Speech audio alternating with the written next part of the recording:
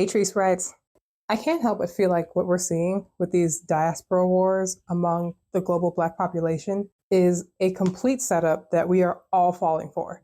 The goal of white supremacy is to keep Black people in separation from Gaia and in disharmony and disconnection from each other.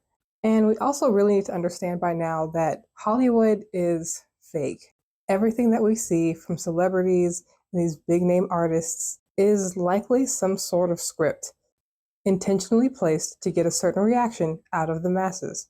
Part of the programming of white supremacy on Black Americans is to completely triangulate us with all of the rest of the world, including other Black people. It's a hallmark tactic of narcissistic abuse, but on a global scale. Reinforced with this seemingly random criticism of Black Americans by Black people who are from the Caribbeans, from African nations, and from Europe. And I also can't help but think that Black Americans are the single biggest threat to all oppressive systems. Like, for real, to rally the whole world against us. That's wild, especially with this continual message that Black Americans don't have culture, when in fact, the entire world mimics, capitalizes off of, and profits off of our culture. The culture that we cultivated in this country in the last 4 centuries. And the stripping of identity is a major part of the programming of dehumanizing a person or people.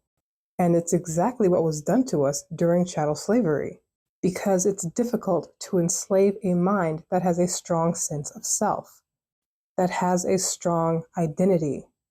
So in spite of diaspora wars and in spite of podcast bros, I do believe that the consciousness of Black American people is rising, especially among Black American women. And obviously those in positions of power and those who are just agents of them want to stop this.